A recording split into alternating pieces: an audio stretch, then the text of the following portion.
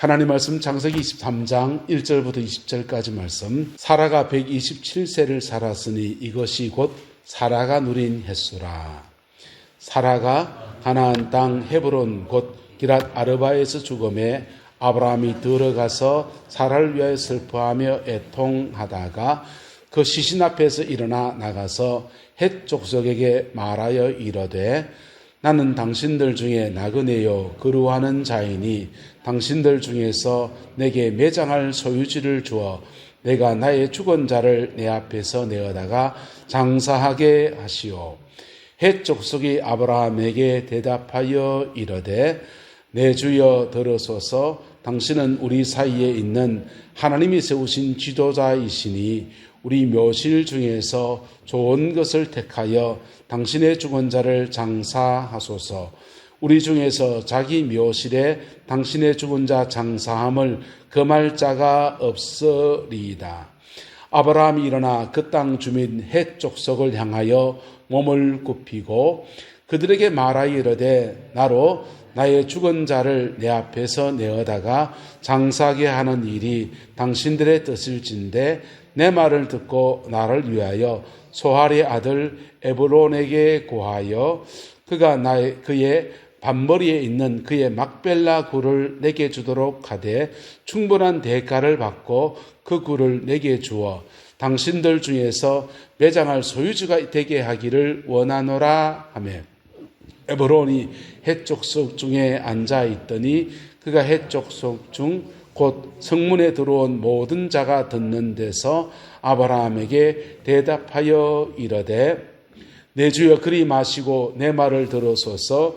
내가 그 밭을 당신에게 드리고 그 속에 굴도 내가 당신에게 드리되 내가 내 동족 앞에서 당신에게 드리오니 당신의 죽은 자를 장사하소서.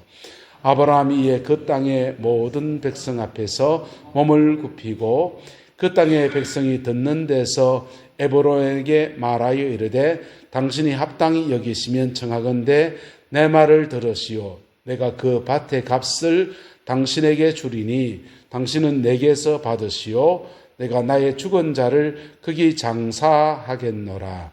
에브론이 아브라함에게 대답하여 이르되 내 주여 내 말을 들으소서. 땅값은 은 400세겔이나 그것이 나와 당신 사이에 무슨 문제가 되리이까? 당신의 죽은 자를 장사하소서. 아브라함이 에브론의 말을 따라 에브론이 헷 족속이 듣는 데서 말한 대로 상인이 통용하는 은 400세겔을 달아 에브론에게 주었더니 마므레 앞 막벨라에 있는 에브론의 밭 곧 그 밭과 거기에 속한 굴과 그 밭과 그 주위에 둘린 모든 나무가 성문에 들어온 모든 헷 족속이 보는 데서 아브라함의 소유로 확정된지라. 그 후에 아브라함이 그 아내 사라를 가나안 땅 마므레 앞 막벨라 밭 굴에 장사하였더라. 이와 같이 그 밭과 거기에 속한 굴이 헷 족속으로부터 아브라함이 매장할 소유지로 확정되었더라. 아멘. 인생을 살아가다가 우리는 여러 가지 일들을 만나게 되는데 그 중에 중요한 일 중에 하나가 결혼하고 함께 살던 배우자를 먼저 보내게 된다라고 하는 것입니다.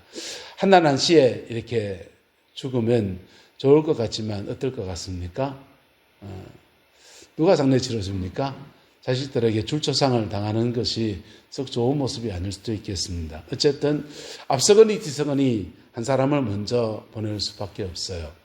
한 사람 먼저 보내고 나면 남은 사람은 또 어떻게 살아야 합니까? 인생에는 참 이게 헤어짐이라고 하는 그 고통 중에 한 가지입니다.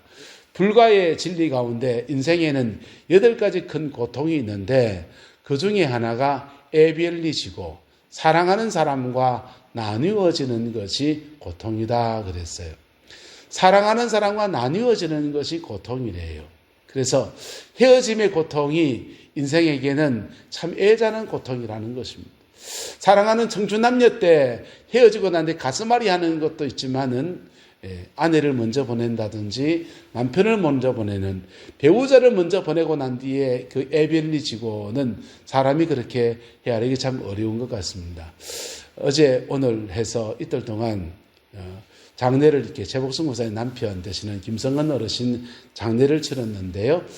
장례에 이제 우리 권사님께서 같이 동행해 주셨습니다. 동행하면서 이런저런 얘기했는데 박세영 시사님 일찍 가셨다고 흉을 막 보시는 거예요. 말도 안 하고 일찍 갔다고 원망스럽다고 그런 얘기 하신다. 아이고 마지막에 잘 갔구만. 제가 그렇게 했더니 아내가 툭 쳐요. 그런 소리 하지 마라. 나이 그만하면 마지막에 잘 갔지. 안 아프고 엄마 며칠 그러다 갔으면 됐지. 그러니까 남편을 먼저 보낸 권사님의 마음은 옆에서 보는 사람하고 또 다르다. 그 말 듣고는 아차 싶더라고요. 여러분, 배우자를 먼저 보내고 난 뒤에 남은 사람의 심정이 어떻겠습니까? 섭섭한 빈자리, 그 빈자리 속에서 나는 어떻게 살 것인가 이런저런 고민들이 있고 또 인생은 어떻게 살아갈 것인가 이런 게 있습니다. 섀도우랜드라고 하는 영화를 보면 그 영화에서 그런 얘기합니다. 사람을 사랑하는 것은 너무 행복한 일이다. 누군가를 사랑한다는 것은. 그런데 사랑하는 사람과 사별, 그 영화에서 헤어지게 되거든요. 남편, 아내 되는 사람과 헤어지게 되는데 헤어짐의 고통을 아스라이 그렇게 느끼는 거예요. 근데 그 영화 말미에 그렇게 말합니다. 헤어짐의 그 고통 있지만은 사랑할 수 있다면, 사랑 속에서 행복한 것이 제 DSP인다면 충분히 대가를 지불할 수 있다. 그런 얘기합니다. 여러분, 여러분의 남은 인생 가운데서 내외간에 행복하게 살아가는 은혜가 있게 되기를 예수님의 이름으로 축복합니다. 그리고 그 속에서 만약 헤어짐의 고통이 있다면 우리는 예수 안에 이거 하나 기억해야 됩니다. 따라합시다. 예수 안에서 다시 만납니다. 오늘도 장례식을 치르면서 바른 예배 드릴 때, 바른 시간 할 때 제가 이 노래 불러드렸습니다.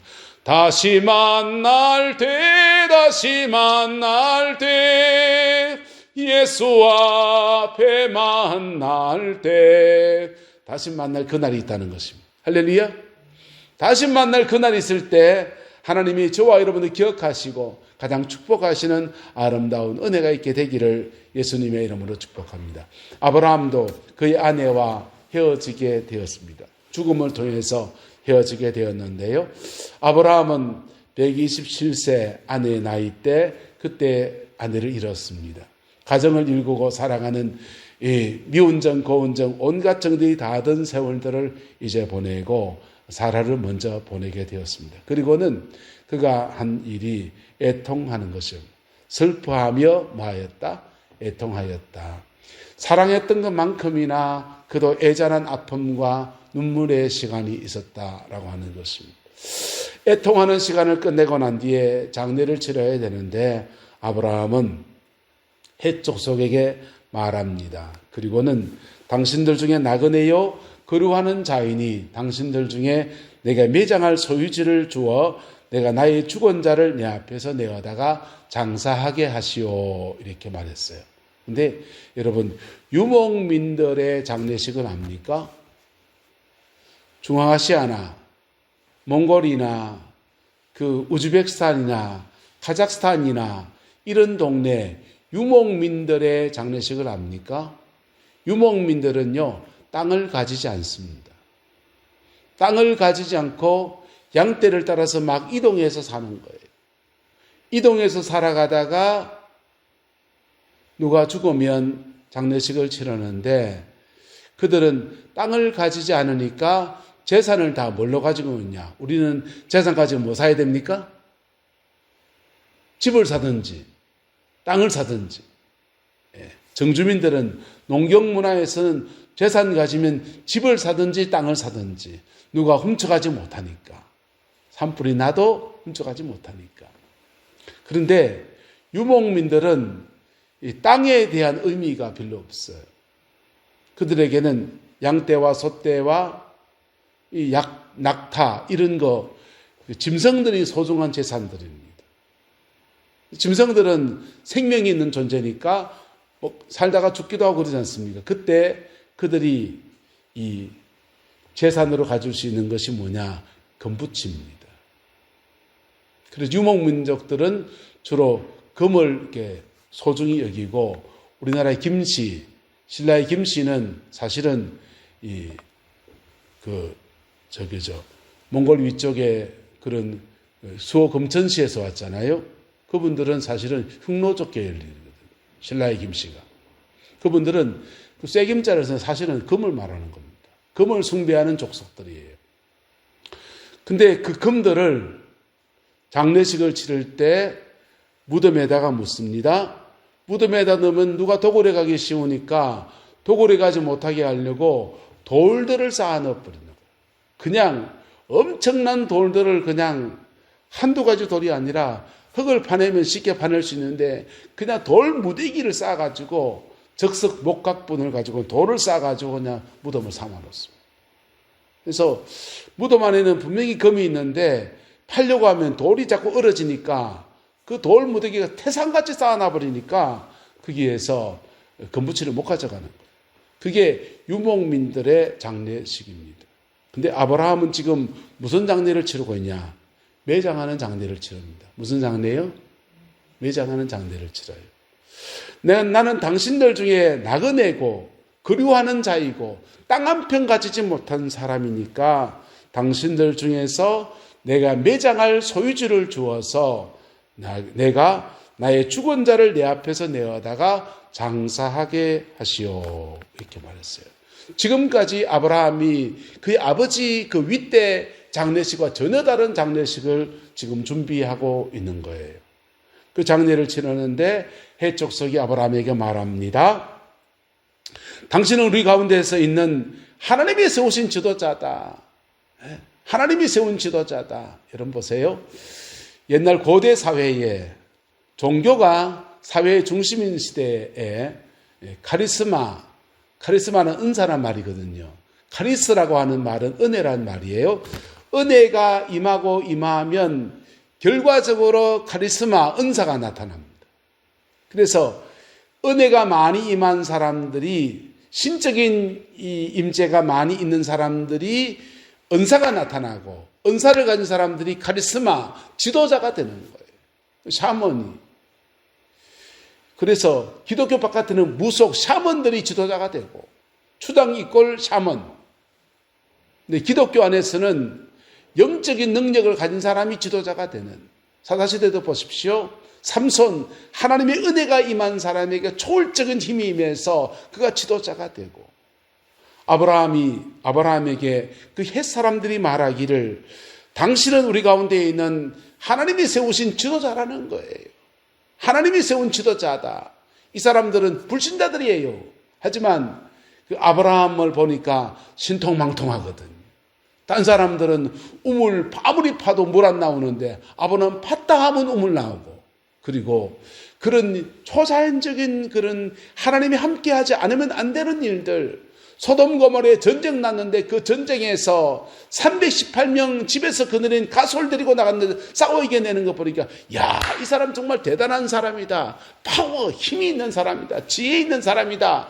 이렇게 말하지만은 아브라함에게는 다른 사람과 또 다른, 따라합시다, 하나님의 성품, 하나님의 인격이, 그 성품이 아브라함이 흘러나오는 거예요.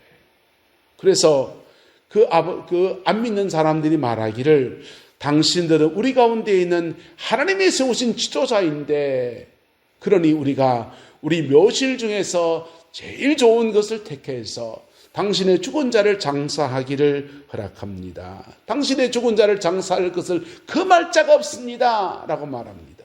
아브라함이 콕 찍어서 말해요. 나의 죽은 자를 장사하는데 소할의 아들 에브론에게 구하여서 그가 그의 밭머리에 있는 막벨라굴을 내게 주도록 하되 충분한 무엇을? 대가를 치고, 충분한 돈을 치르고서 그 굴을 내게 주어 당신들 중에 매장할 소유주가 되게 하기를 원하노라. 이렇게 말합니다. 왜 아브라함은 지금 돈 주고서라도 그 땅을 살려고 하는 겁니까? 아브라함은, 한번 따라합시다, 하나님의 약속을 믿었습니다. 첫 번째 이유는 하나님의 약속을 믿었어요. 그래서 지금까지는 유목민족으로서 온 떠돌리 다니면서 양치고 목동처럼 여기 갔다가 저기 갔다가 풀 떨어지면 저리 왔다가 저리 왔다가 이렇게 하는 그런 생활을 하지만은 하나님이 이 땅을 주겠다 하셨거든. 이 땅을 주겠다 하셨으니까 정주 이곳에 틀을 잡고 살아갈 우리 민족의 운명이 될 거다. 우리 가문의 운명은 여기 터 잡고 살아갈 사람이 될 거다라고 하는 것입니다. 그래서 굳이 그의 아버지를 장려했던 풍습과 다르게 가족 묘원을 꾸미기를 원합니다. 그리고는요, 그 묘실에 아브라함, 사라 죽고요, 그 다음 아브라함 죽고요, 이삭 장례 치르고요, 야곱까지 거기에 장례를 치르면서 가족 묘원을 만들어 하늘에 하나님의 약속하심 때문에 이 땅을 떠나지 말고 이 땅에 거주하라고 하시는 하나님의 약속 때문에 그것을 이루어 나갑니다. 그리고는 그의 장례를 치르는데요. 존경받는 사람이고 사람이고 존경받는다고 함부로 행하지 아니하고 땅값을 치르면서 은 400세겔이라 그랬어요. 은 400세겔이 얼마큼 되는지 모르겠어요. 하여튼 은 400세겔 그 당시 꽤 큰 돈이지요. 은 400세겔을 치르고서 그 막벨라 굴을 사고서 그 장례를 치릅니다.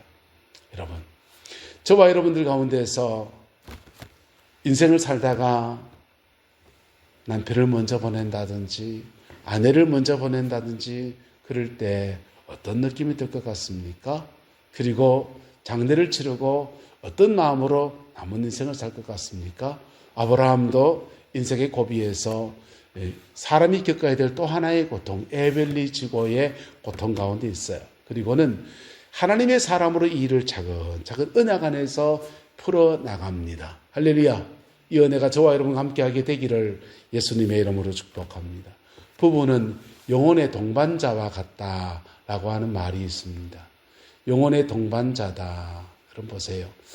때로는 남편이 저와 집사람이 좀 그럴 때가 있습니다. 때로는 아내가 열이 확 받아 있을 때 있습니다.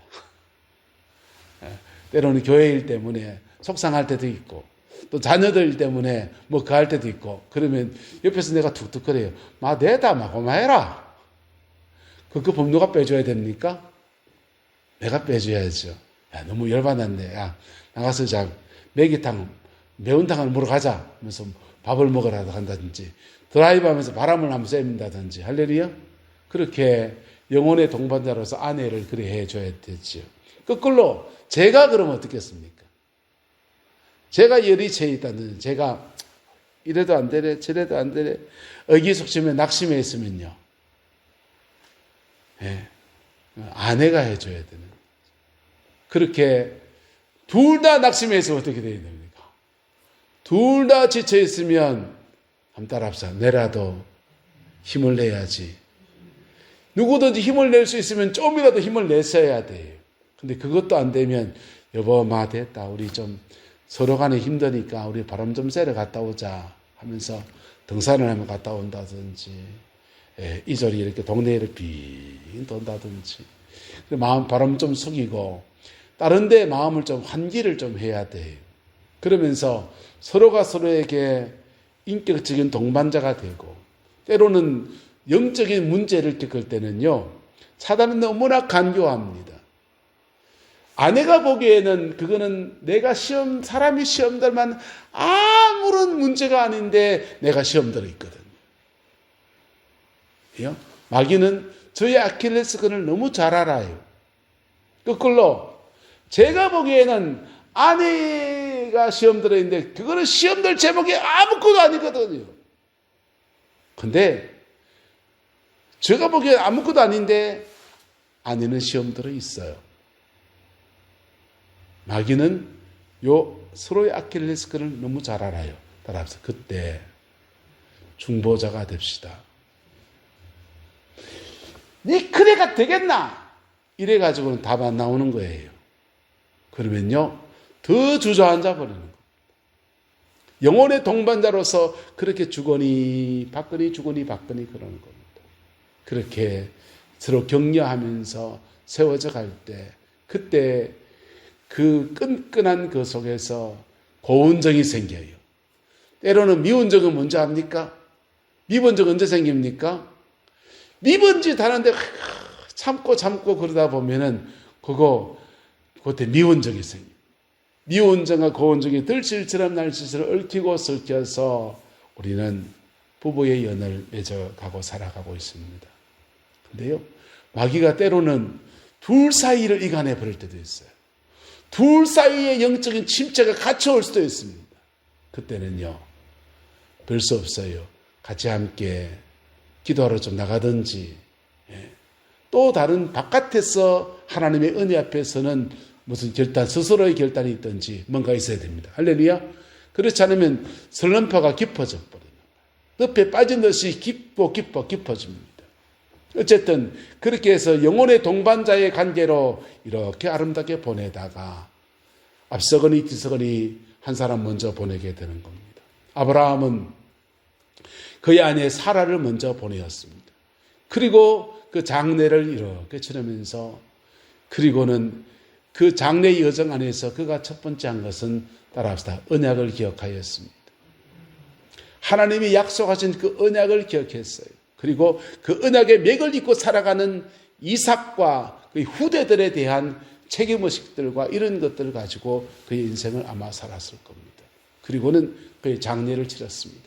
24장에 보면요, 그 다음 장에 보면은 아브라함이 말년에, 인생 말년에 하나님이 그에게 엄청난 복을 주셨더라 라고 그렇게 말합니다. 조물주가 처음 소를 만드실 때 이런 얘기가 있습니다. 처음 소를 만드실 때에 너는 60년만 살아라. 단 사람들을 위해서 뼈 빠지게 고생하며 살아라. 그랬더니 소가 말하기를 60년요. 넘치다 끓여 60년을 살라고요. 전 좀 깎아주십시오.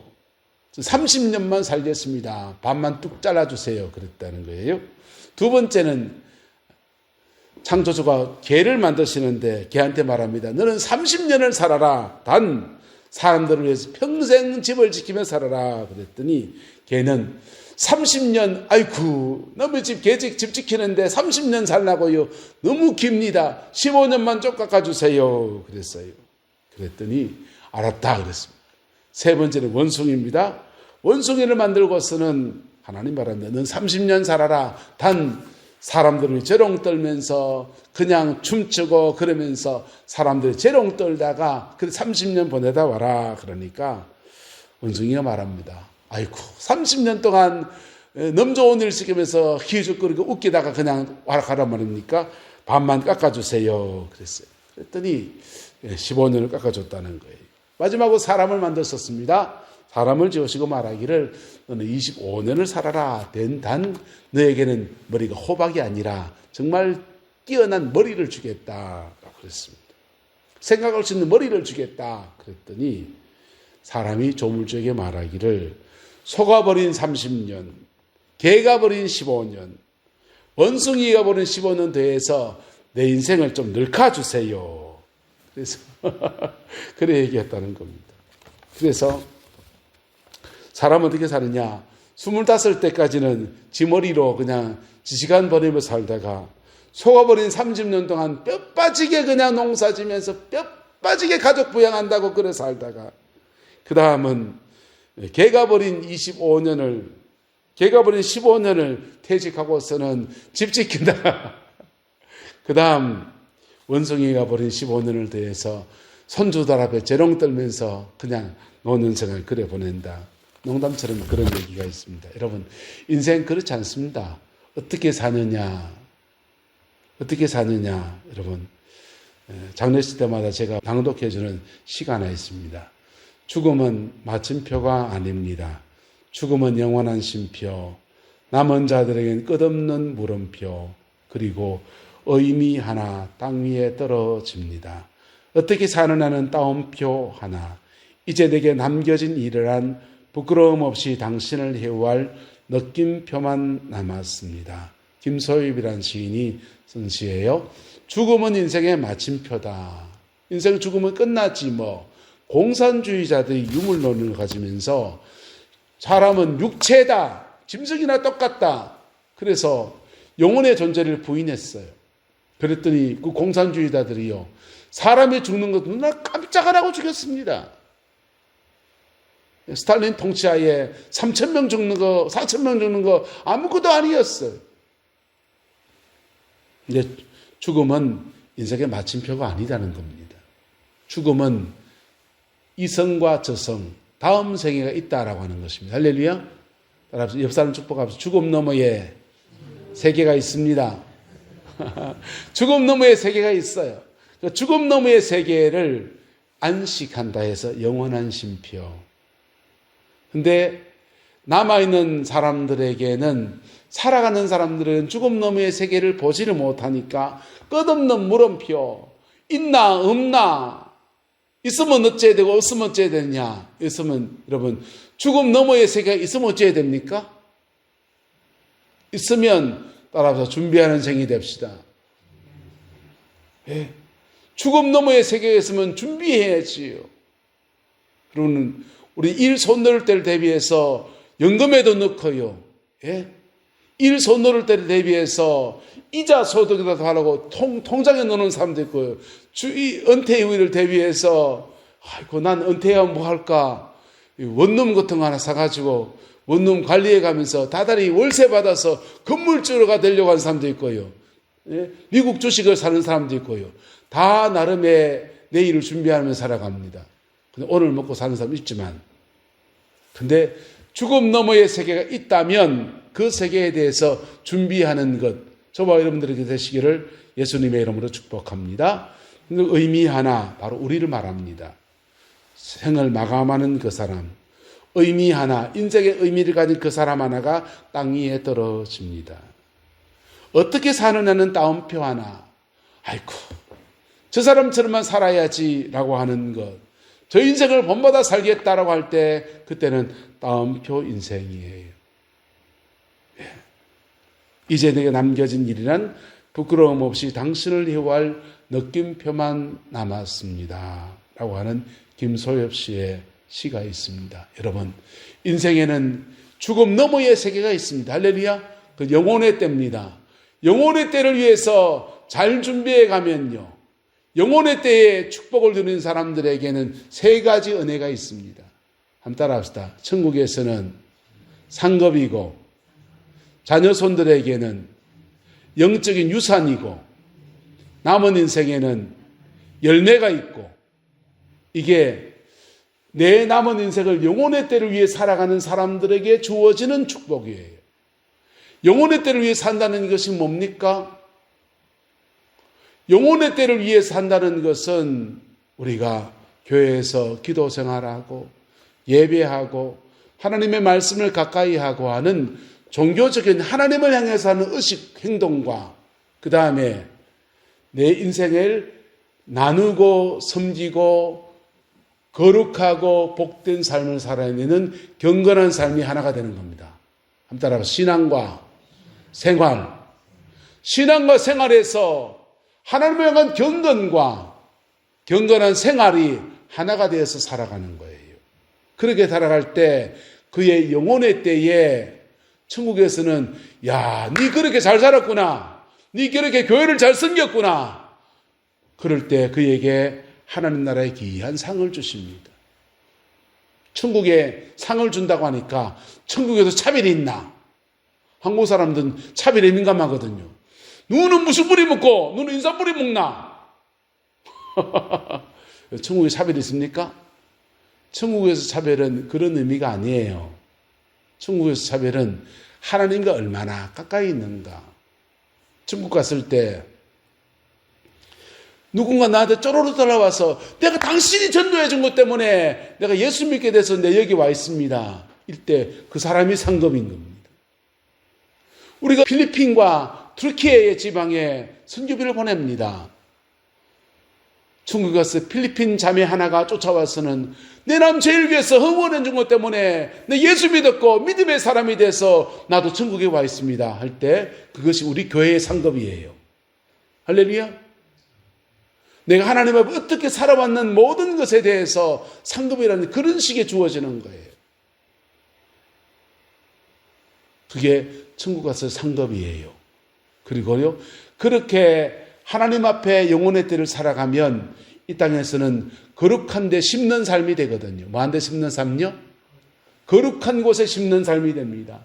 선교비를 보내는 데 심고요, 교회에 청소하고 소재하고 예배당을 정결하게 하고 주의 백성이 예배할 수 있는 모든 처소를 위해서 그 섬기는 게 되고요, 주의 백성이 교회로 예배드려 왔을 때, 여러분 죄송합니다, 신앙이 어린 분들은 예배당에 밥 먹으러 오십니다.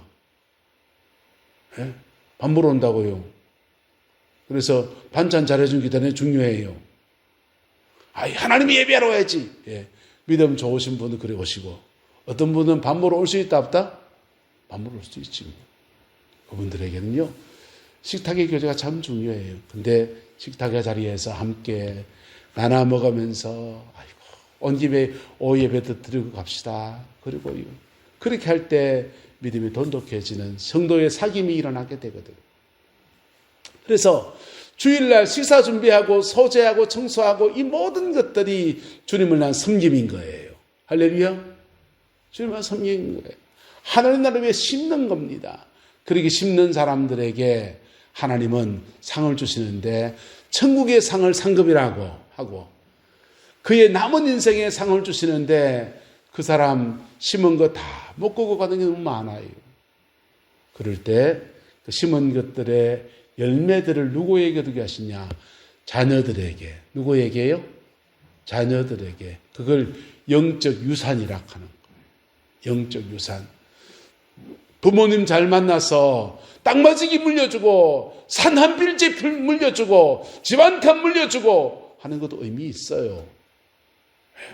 부모님이 인생 잘 살아서 그렇게 재산 물려주면 인생 기반 담는 데 도움이 되지요. 그런데요, 영적 유산을 물려받은 사람들은 이상해요. 없는 것 같는데 일어나고, 할렐루야. 망할 것 같은데 다시 세워지고, 할렐루야. 야곱과 에서가 아버지로부터 유산을 물려받습니다. 아버지 이삭의 유산을 야곱도 물려받고 에서도 물려받아요. 에서는 눈에 보이는 유산을 싹 다 가져갔습니다. 야곱은요, 아버지가 물려주는 물질적 유산을 한 푼도 못 받았어요. 기름 한 병 이거 받아 떠났습니다. 근데 그가 영적 유산을 받았어요. 뭘 받았다고요? 영적 유산을 받았어요. 눈에 보이지 않는 영적인 유산을 받았더니 외삼촌 라반 집에 갔습니다. 라반이 장가가겠다고 왔으니 하모나 그 당시 결혼 지참금을 보내야 되거든요. 혼수가 올 텐데 왜 안 오노? 좀 알아봐라, 야야. 한 해째도 안 오고 두 해째도 안 오니까 알아보다 보니까 그놈이 그래가지고 빈 털털이, 죄송합니다, 불알 뚜쩍 맞추고 왔더라. 만만해지겠어. 딸을 줘야 되나 말아야 되나. 그런데 하는 품새를 보니까 성실하긴 해요. 그래서 너 7년 동안 내 딸을 아내로 취하고 싶으면 너 7년 동안 너가 다 해라. 몸으로 떼어라. 졸제 대릴사에 대해서 7년 동안 뼈 빠지게 일합니다. 지참금 대신에 7년 세경으로 아내를 취하는 거. 근데 7년째 결혼해 보니까 꿈꾸던 라헬이 아니고 레아가 들어왔습니다. 실망이 일만만한데 야곱이 하소연할 때가 있다 없다? 없어요. 절대적 권력자예요, 라반이요. 할 말 못하고 있으니까 라반이 그래요. 막 1+1으로 라헬까지도 하려면 7년 더 해라. 14년 동안 더부살이 하면서 머슴살이 생활 14년 보냈습니다. 그 세월 보내고, 그리고는 이제 14년 보냈으니까 이제 갈랍니다. 그러니까 너 일 잘하고 성실한데 그러지 말고 세경을 정해서 약속하신 품삯을 정해서 그것으로 너희의 소유를 삼자. 그렇게 약속합니다. 그랬더니 라반이 야곱과 맺은 품삯의 언약을 10번을 바꿔요. 10번을 바꿔요. 여러분, 라반이 지혜로우면 어떻게 해야 됩니까? 라반이 지혜로우면 이렇게 해야 됩니다. 야, 너 정말 성실하다. 하나님이 정말 너와 함께 하시는구나. 너하고 내하고 품삯을 정하자. 양 중에서 그냥 지분제로 해가지고 10% 네가 가지고 90% 내 가지고 80% 내 가지고 20% 네 가지고 7-3제로 할래 8-2제로 할래 이래야 됩니다. 그러면 라반의 소유가 늘어나면 누구도 소유도 늘어나고 야곱의 소유도 늘어나고 프로테이지로 지분제로 하면요. 야곱이 열심히 일하면 일할수록 야곱도 덕이 되고 누구도 덕이 되고 라반도 덕이 되고. 근데 머리가 좀 딸리는 사람들은요. 욕심이 끼니까 품삯을 자꾸 바꾸는 거예요. 자꾸 바꾸었는데 자기한테 계속 유리한 대로 바꿨는데 이상하게 바꾸면 바꾸는 대로 누가 더 많아지더라? 야곱의 소유는 점점 더 늘어나고 라반은 점점 더 오그라들더라. 그래서 이게 야곱에게 주어지는 영적 유산의 표징이에요. 할렐루야. 여러분의 자녀 손들 안에 영적인 유산들이 있기를 축복합니다. 영적 유산은 어떤 쪽으로 주어지냐? 부모 세대가 믿음으로 재정을 심은 사람들에게는 돈 떨어집니다. 재정의 축복이 와요. 부모 세대가 기도를 많이 한 분들 있지 않습니까? 그분들은 자녀들에게 별로 한 것도 없는데 기도의 영권이 그렇게 많이 주어져요. 기도의 세계에서 심은 사람들은 기도의 세계 열매가 그렇게 주어져요. 부모 세대가 사랑으로 섬긴 사람들에게는요.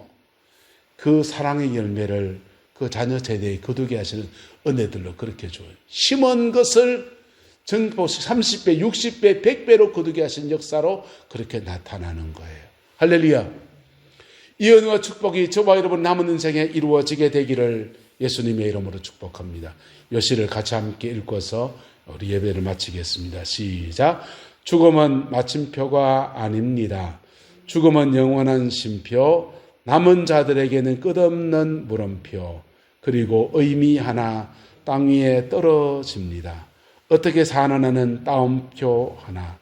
이제 내게 남겨진 일이란 부끄러움 없이 당신을 해오할 느낌표만 남았습니다. 여러분, 우리 언젠가 누군가를 먼저 보내게 돼요. 그때 남은 인생을 살아갈 때 부끄러움 없이 당신을 해오할 느낌표로 살아내는 결단과 은혜가 함께하게 되기를 예수님의 이름으로 축복합니다.